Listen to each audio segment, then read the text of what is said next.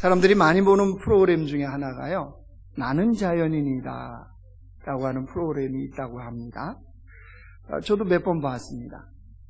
봤는데 거기 이제 자연 속에, 소위 말해서 산 속에 들어가서 사는 사람들이 소개가 되고 있더라고요.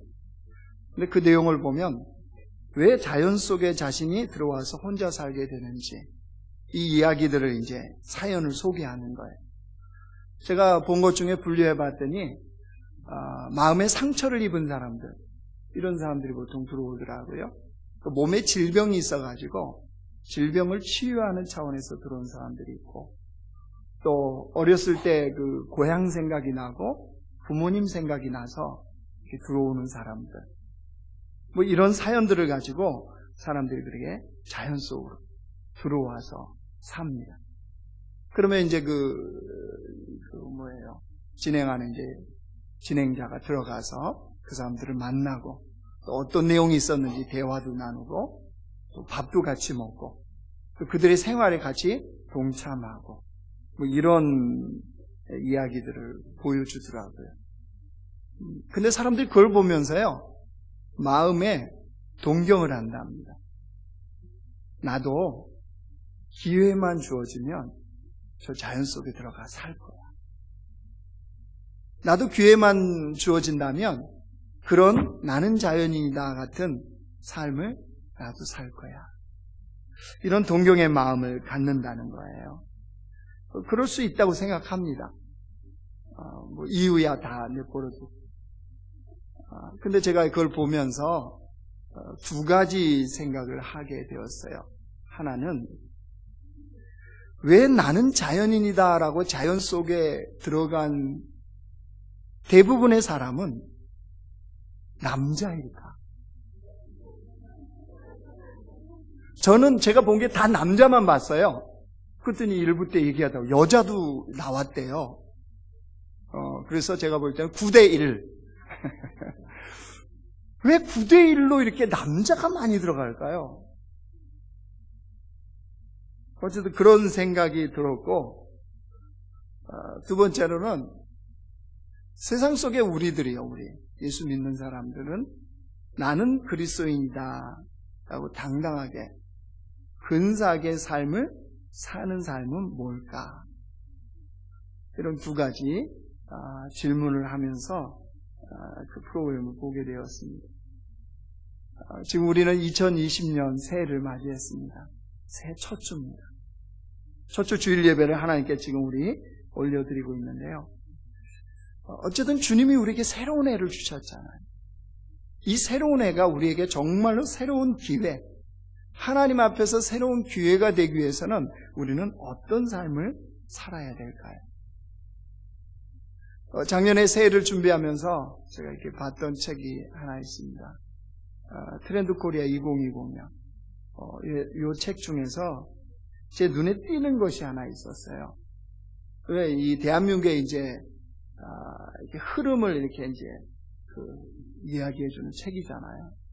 눈에 띄는 게 뭐냐면요, 업글 인간이에요. 업글 인간. 우리 어른분들은 이렇게 하도 요즘 젊은 애들이 단어를 줄여가지고 잘 모르잖아요, 그렇죠?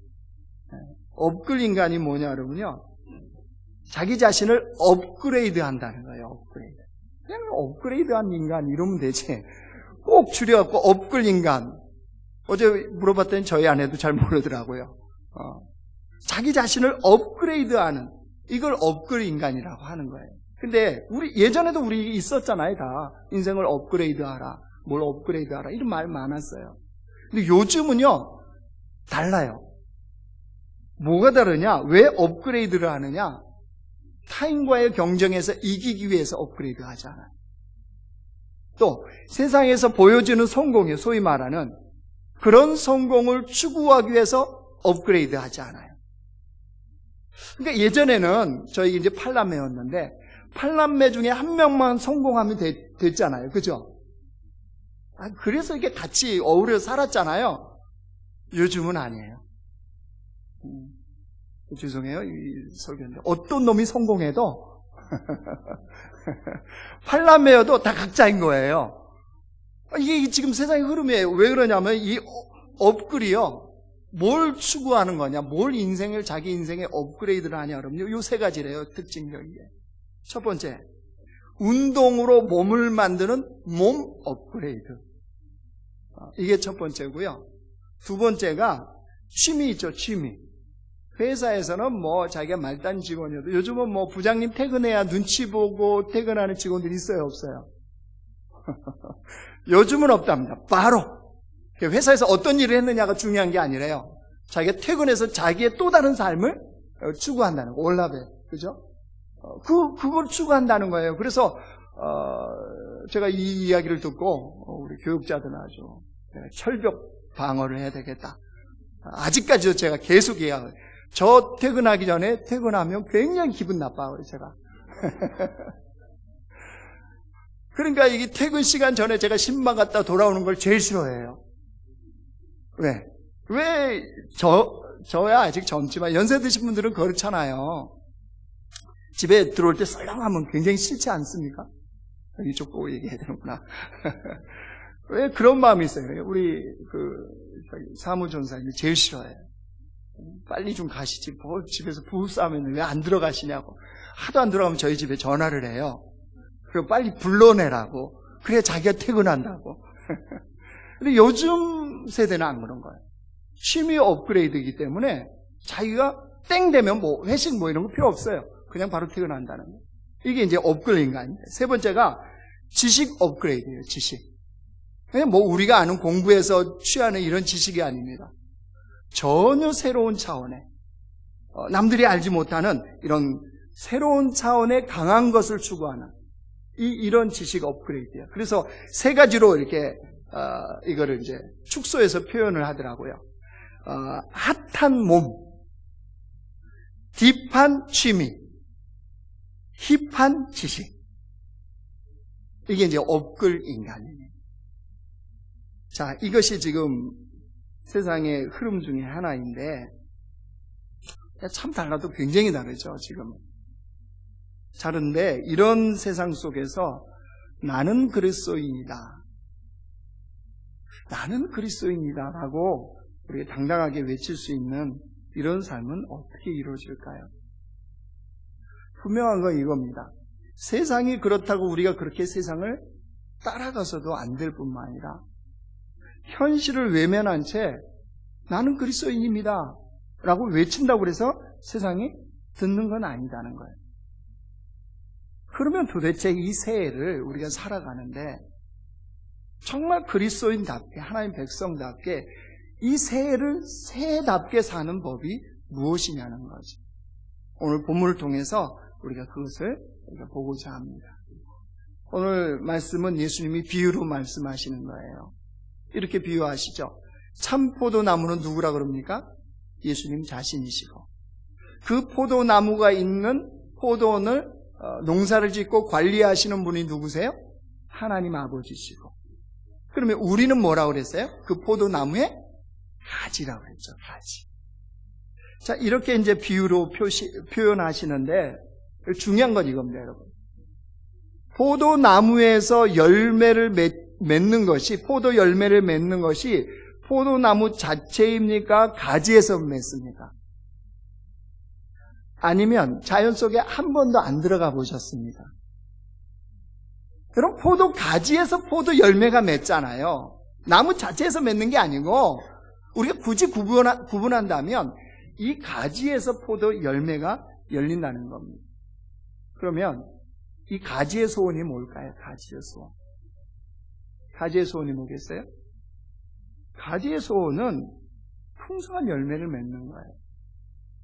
더 나가면 농부가 원하는 극상품의 포도 열매를 맺는 거, 이게 가지의 소원입니다.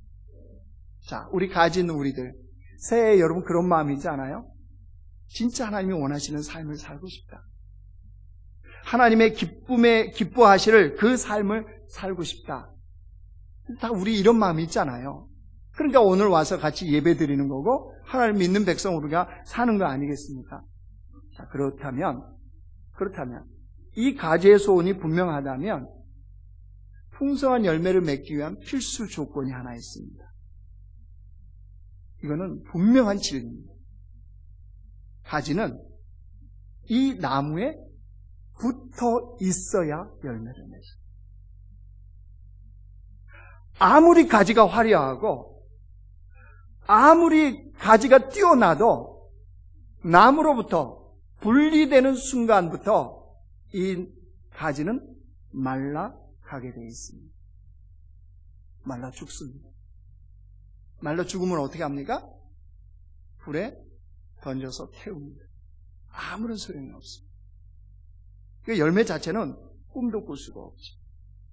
그럼 그러니까 생각을 잘 하셔야 돼요. 신앙생활은 생각하고 하는 거라고 그랬잖아요. 여러분, 가진 우리가 얼마나 연약한 존재인지 생각해 보십시오. 우리는 분명히 하나님께서 흙으로 만들어서 흙으로 가요. 그렇죠? 흙으로 왔다가 흙으로 가는 게 우리 인간이에요. 그런 우리 인간이 영원한 진리, 영원한 생명이신 예수님께 붙어 있는다는 것. 그거는 나무를 위해서일까요? 가지 자신을 위해서일까요? 가지입니다. 가지.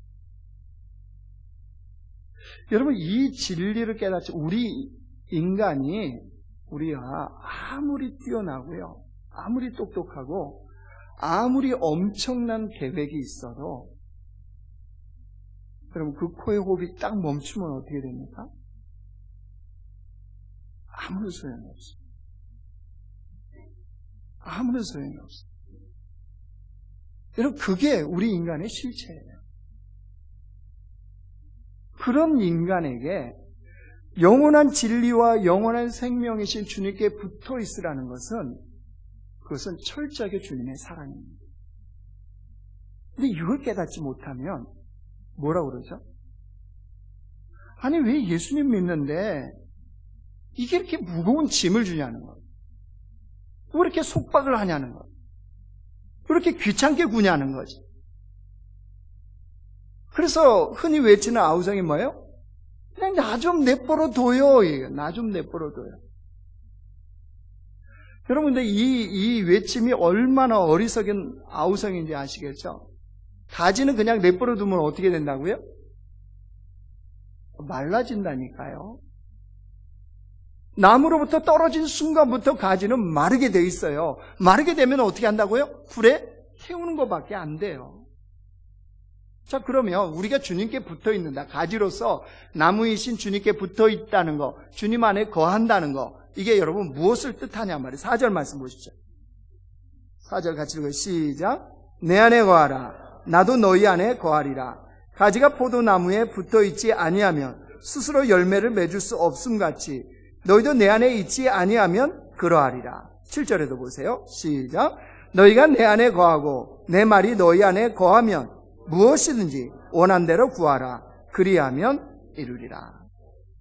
주님 안에 거한다. 주님께 붙어 있다는 건요, 여러분 다른 게 아닙니다. 가지가 나무에 붙어 있으면 이건 하나이죠. 우리 그거 보고 뭐라고 그래요? 포도나무라고 그러죠. 포도나무 있고 포도 가지 있네 이렇게 부르는 사람은 없죠.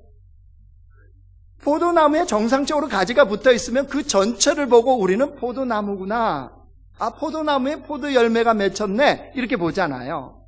그거는 나무와 가지가 하나 되어졌을 때 그렇게 부르는 거예요.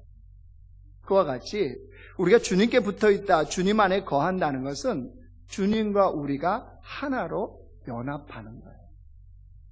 하나로 연합하는 것은 다른 것이 아닙니다. 우리가 주님 안에 거하면, 주님께 붙어 있으면 우리가 주님의 모든 것이 됩니다.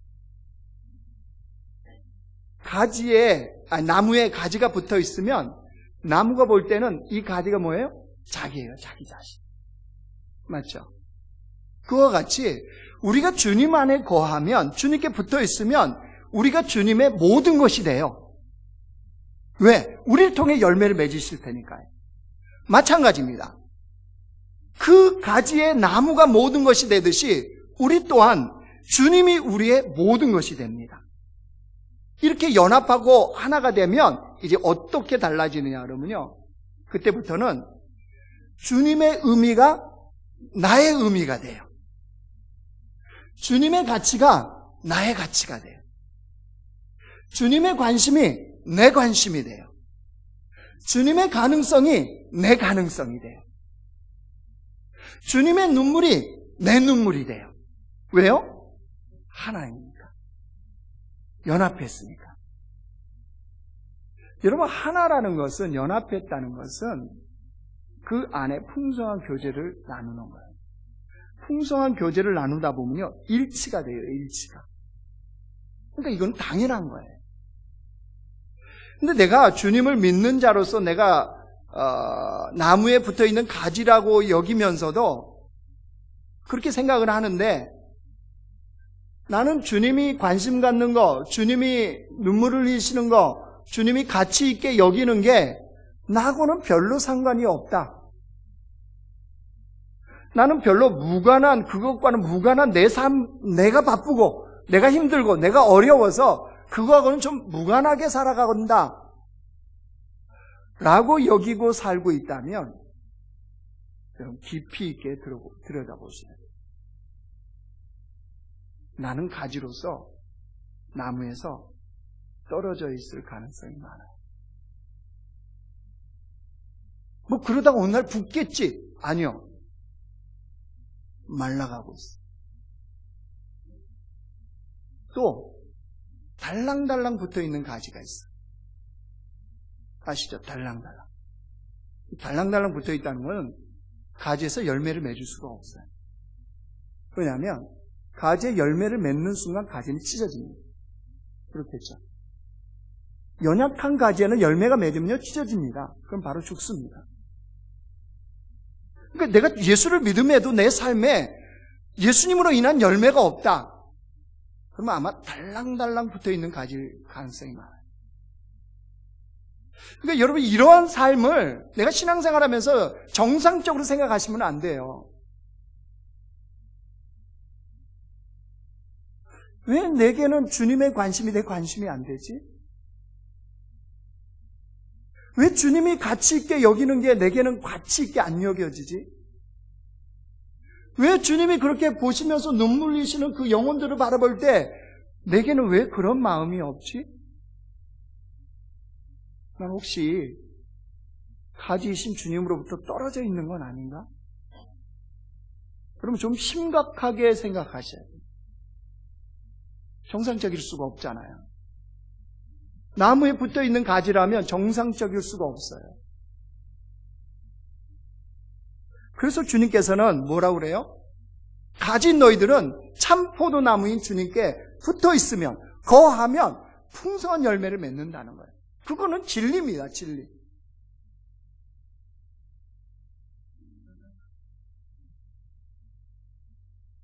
그때 주님이 뭐 하라고 그랬어요? 자, 여러분이 좋아하시는 말씀 다시 보세요. 오늘 7절.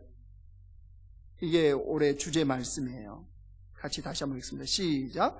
너희가 내 안에 거하고 내 말이 너희 안에 거하면 무엇이든지 원하는 대로 구하라. 그리하면 이루리라. 우리가 보통 평상시에 성경을 볼 때 어디가 눈에 확 들어와요? 어디 들어옵니까? 어디에 줄치십니까? 무엇이든지 원하는 대로 구하라. 그리하면 이루리라. 그렇죠? 무엇이든지 원하는 대로. 우리 등산하다 어떤 집사님한테 들었는데 5억짜리 아파트 분양받았는데 얼마 지나지 않아서 15억이 됐다고. 그래서 그냥 팔아서 10억 남겨가지고 여기도 또 자연인을 좋아하나 봐요.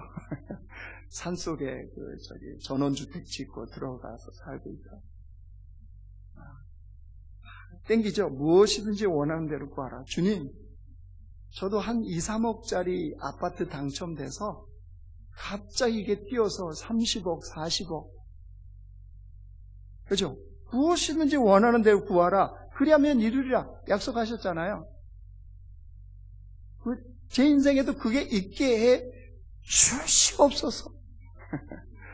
왜 이러고 싶은 마음 없습니까? 그죠?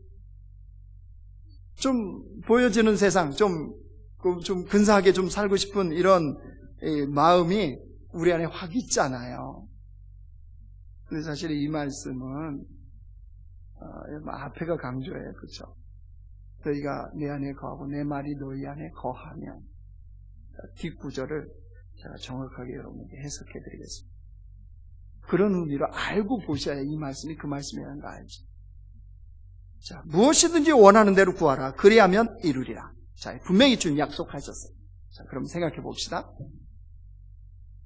가지가 나무에 분명하게 붙어 있다면, 진짜로 정말로 붙어 있다면, 이 참포도 나무에 진짜 붙은 가지라면 여러분 무엇을 원하겠습니까? 무엇을 구하겠습니까? 생각해 보십시오. 참포도 나무에 붙은 가지가 사과 열매를 원할까요? 참포도 나무에 붙은 가지가 무화과 열매를 원할까요? 절대 그런 일은 없습니다. 여러분, 이와 같이 우리가 주님 안에 붙어 있고 주님 안에 거하면 무엇이든지 원하는 대로 구하라. 그리하면 이루리라. 이 말씀을 듣고 내가 원하는 헛된 욕망이나 탐욕이나 이기적인 마음으로 주님 앞에 구할 수가 없습니다. 그걸 구하고 있다면 이 가지는 이상한 가지예요. 엉뚱한 데 붙어 있을 가능성이 많아요. 참포도 나무의 가지는 포도 열매가 맺기를 구할 것이지 다른 열매를 구할 수가 없다는 사실입니다. 그러니까 헛된 열매를 꿈꾸고 헛된 열매를 구하며 헛되게 에너지를 낭비하는 인생을 살 수가 없어요. 오함며 참포도 나무에 붙어있는 가지라는. 우리가 그것만 알고요, 내 삶을 그렇게 조종하고 그렇게 구하고 그렇게 원하는 삶을 산다면 여러분, 우리는 주님 안에서 분명히 거룩한 쉼을 얼마든지 누리는 게 가능하죠. 왜 우리가 주님 안에 산다고 그러면서도 그게 쉼이 안 되어지죠? 헛된 욕망, 탐욕, 나의 정욕에 의한 것을 구하고 있으니까요. 진짜 주님께 붙어있고 주님께 거한다면 그에 합당한 열매를 구할 수밖에 없는데 그렇지 않다는 거죠. 그럼 더구나 그것이 우리의 삶에 거룩한 쉼이 될 수 있는 게요, 여러분 생각해 보십시오. 가지에 이 나무의 가지가 단단히 붙어 있어요. 그러면 농부가 어떻게 하죠? 농부의 소원이 뭡니까? 열매 맺는 거죠. 가지에서 풍성한 열매를 보겠죠. 이게 배실배실하지 않고 달랑달랑하지 않고 정말 이 가지가 나무에 딱 달라붙어 있다면 농부는 바빠질 겁니다. 왜요? 그 가지에서 풍성한 열매가 맺게 하려고요. 여러분, 우리 하나님이 농부시라고 그랬잖아요. 하나님 아버지께서 우리 인생의 그 열매가 가진 우리에게 그 열매가 맺게 하시려고 얼마나 바빠지시겠습니까? 이른 비와 늦은 비를 우리에게 허락하시고 주님이 돕고 주님이 일하시는 이 역사가 삶의 현장에 일어날 수밖에 없어요. 사도 바울 생각해 보세요. 복음을 전하고 유대인들에게 이제 핍박을 받고 유대인들이 이제 그를 잡아 죽이려고 하지 않습니까? 결정적인 순간에 사도 바울이 자신이 로마 시민권을 가진 사람이기 때문에 로마 황제 앞에서 재판을 받겠다고 이야기를 하죠. 로마 시민권을 가진 사람들에게는 당연히 그 요구 조건을 들어줘야 됩니다. 그래서 바울을 로마로 이제 압송을 시킵니다. 여러분, 사도 바울은 자신의 억울함을 풀기 위해서 로마로 가고자 한 게 아니에요. 순전히 하나님이 자신을 부르시고 자신을 세우신 그 복음 전파를 위해서 로마로 가기를 원했던 거예요. 근데 그 로마로 가는 그 발걸음이 순탄치만은 않습니다. 배를 타고 가는데 광풍을 만났어요. 유라굴로라고 하는 광풍을 만났습니다. 이거는 배에 탄 모든 사람들의 생명이 위협받는 그런 광풍이었습니다. 그러나 바울은 철저하게 가지로서 나무이신 주님 앞에 붙어있는 삶을 추구하는 사람입니다. 그 광풍 속에서도 바울은 기도합니다. 기도를 통해서 하나님의 응답을 얻죠. 주님이 뭐라고 그랬습니까? 배는 깨져도 이 배에 탄 사람들은 결코 죽지 않는다. 이 하나님의 응답을 얻고 그 사람들에게 선포합니다. 자, 이 배의 그 결말, 그 열매가 무엇이었는지 사도행전 27장은 이렇게 기록합니다. 보여주세요. 같이 읽습니다. 시작. 배에 있는 우리의 배에 있는 우리의 수는 전부 몇 명이라고요? 자, 이게 무슨 의미가 있는 말씀이냐? 사도행전은 누가 기록했습니까? 누가가 기록했죠. 누가의 직업은 뭐였습니까? 의사입니다. 그러면 그 기록할 때 그냥 일반인들이 보는 관점에서 기록하지 않았겠죠. 분명히 다른 관점에서 분명하게 기록했을 겁니다. 그렇다면 그 광풍에 살아남은 사람이 276명이라고 누가가 할 일이 없어서 이렇게 헤아려서 기록했을까요? 굳이 276명을 왜 기록해놨겠습니까? 그러면 그 답은 이 276명이었더라라고 하는 이 276명이요, 명. 사람의 숫자일 때 쓰는 이 명, 이름 명자를 무슨 단어로 누가가 기록했는지를 보면 명확하게 드러납니다. 이 명이라는 단어를 영혼에 해당하는 푸시케라는 헬라어 단어로 기록해놨습니다. 276명의 영혼이라는 거죠. 276 영혼. 그러면 이게 무슨 숫자이겠습니까? 구원받은 숫자예요. 그 배에서 사도 바울을 통해서 가진 사도 바울이 나무이신 주님께 붙어서 전했던 그 복음을 듣고 로마로 향하던 그 배에서 예수를 믿는 276명이 나왔다는 거예요. 여러분, 이 일이 어떻게 가능했다고요? 가진 바울이 나무인 예수님께 붙어 있고자 할 때 누가 일을 행하신 거예요? 농부이신 하나님께서 일을 행하시니까 이 역사가 나타납니다. 이와 같다. 가진 우리가 주님께, 나무인 주님께 붙어 있기만 하면 누가 바빠져요? 농부인 하나님 아버지가 바빠진다니까요. 그럼 극하게 표현하면요, 농부는 열매를 맺는데 수고의 땀을 흘립니다. 그렇죠? 이른 아침부터 밤늦게까지. 농작물들은 다 그 농부의 발자국 소리를 듣고 자라난다며요. 그거 아십니까? 농사를 안 좋으면 모르시는 거야. 그런 말이 있어요. 농작물들은 농부의 발자국 소리를 듣고 자라난다. 이게 무슨 말이겠어요? 부지런한 농부가 농사하는 곳은 그만큼 농작물이 잘 된다는 거예요. 같은 조건이면. 여러분, 주님이, 하나님 아버지가 가진 우리가 나무인 예수님께 붙어 있기만, 쫙 달라붙기만 하면 하나님 아버지가 생명을 다하여 우리를 도와요. 농부가 정말로 그것을 위해서 수고하듯이 농부이신 하나님께서 우리 인생에 그 열매가 맺게 하시려고 생명을 다해서 돕는다는 사실이에요. 열매가 없을 수가 없죠. 반드시 열매가 맺을 수밖에 없어요. 여러분, 그런 삶이, 거룩한 쉼이 없을 수가 있나요? 하나님 아버지가 생명을 다해서 우리를 도우시는데, 생명을 다해서 내 인생에 일을 행하시는데, 하나님 아버지가 생명을 다해서 나를 이끌어가는데 가진 우리의 삶에 열매가 없을 수가 있겠습니까? 없어요. 그래서 거룩한 쉼이 된다는 거예요. 자, 이 이야기를 들으시면 더 분명히 아시죠. 베드로 생각해 보십시오.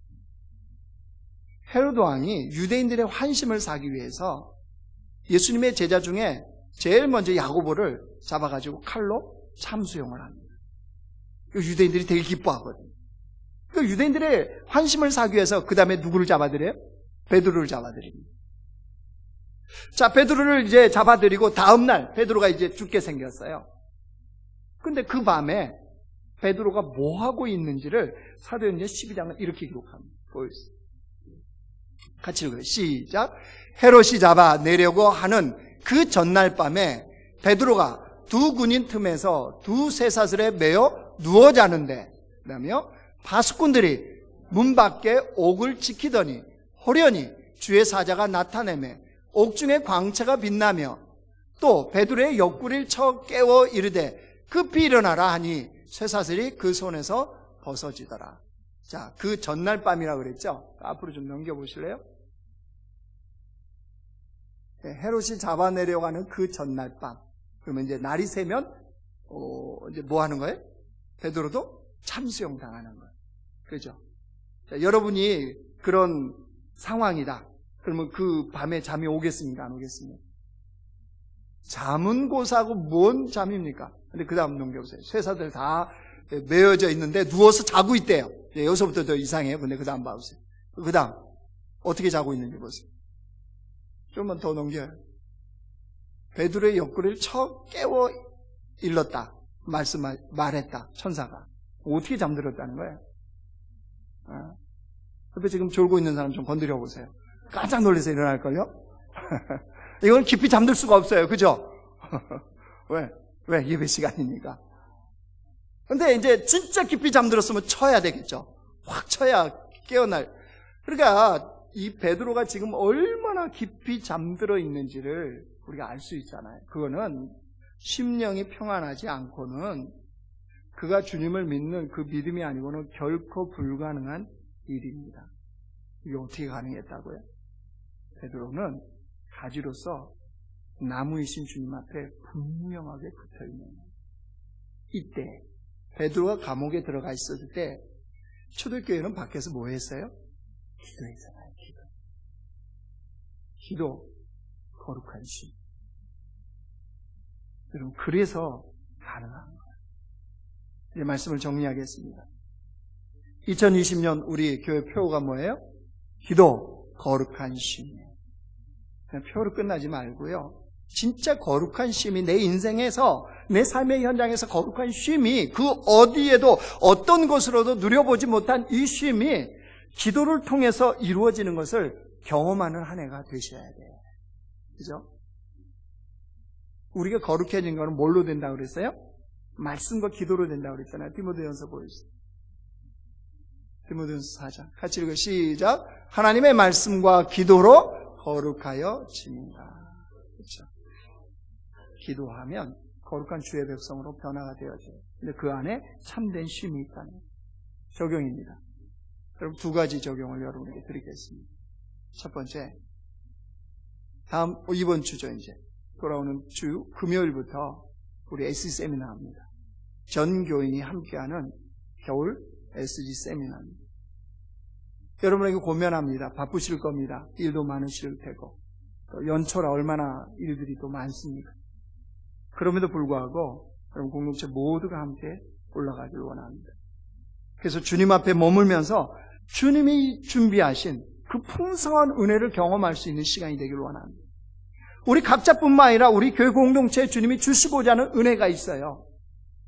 그것을 받아야 되지 않겠습니까? 그것을 누려야 되지 않겠습니까? 가진 주님, 이 나무인 주님이 가진 우리에게 부어주시고자 하는 게 있지 않겠어요? 진액은 나무로부터 가지로 전달이 돼요. 그게 합당하게. 왜? 열매가 거기서 맺어져야 되니까요. 그러니까 나무로부터 진액을, 그 영양분을 공급받지 않고는 결코 가지는 열매를 맺을 수가 없습니다. 그와 같이 하나님께서 우리 첫 공동체 이제 스타트로 이 SG 세미나를 통해서 우리에게 하나님이 부어주시는 은혜, 그 은혜를 주시고자 하시는 거예요. 특별히 우리 이경욱 성사님 오시는데 말씀과 기도로 통합된 이 강의를 좀 들으시면서 우리가 도전받고요, 또 동기부여가 되길 원합니다. 그래서 올 한 해 기도, 거룩한 심, 이게 가능하구나. 그 삶을 주님이 원하시는 거구나. 그게 우리의 존재이구나, 우리의 정체성이구나, 이걸 좀 분명하게 확인하고 내려오는 시간이 되길 원합니다. 금요일날 제 얼굴 봐요. 아시겠죠? 요즘 저 자주 봐 좋죠? 별로 안 좋으시구나. 저만의 착각이었어요. 자, 그거 첫 번째 적용거리고요. 두 번째, 내려오시면, SM이나 내려오면, 올해 기도, 거룩한 쉼에 우리 부제 운동이 뭐예요? 111 운동이에요. 그렇죠? 111 운동. 하루 1시간 하나님 앞에 기도하는 거예요. 그죠? 하루에 1시간을 하나님 앞에 기도하면 인생이 어떻게 달라집니까? 주님이 주시는 열매가 어떤 것인지 우리 철저히 봐야 돼요. 그런데 기도가 습관이 안 되기 때문에 하루에 1시간이 되어야 안 돼요? 우린 잘 안 되잖아요. 그래서 여러분 복도에 보셨죠? 시계 표시해놨잖아요. 우리 일사분기 10분 기도하는 거예요. 10분. 하루에 10분 하나님 앞에. 이거 아마 가정총무님들이 여러분 이렇게 작정서도 드릴 거예요. 그거 이렇게 서약해서 내십시오. 하나님 앞에 하는 거예요. 그래서 우리 일사분기에는 하나님 앞에 우리가 하루에 10분을 정말 제대로 다, 그때는 뭐 옆에 놓으시면 안 돼요. 핸드폰 뭐 이거 다 정말 주님과 은밀하게 만날 수 있는 그 시간 속에서 해보세요. 진짜 제대로 하려고 그러면요 10분이 뭡니까? 1시간 후딱 가요. 그렇게 돼 있어요. 그러니까 이런 이 기도의 습관을 우리가 만들어가는 거예요. 그래서 정말 바라기는 우리가 영적으로 업글되는 인간들이 되기를 원합니다. 업글 인간이라고 했잖아요. 업글 인간. 영적으로 좀 업그레이드가 되는 그런 성도들, 그런 백성으로 올 한 해를 우리 모두가 살아가기를 주의 이름으로 축원합니다.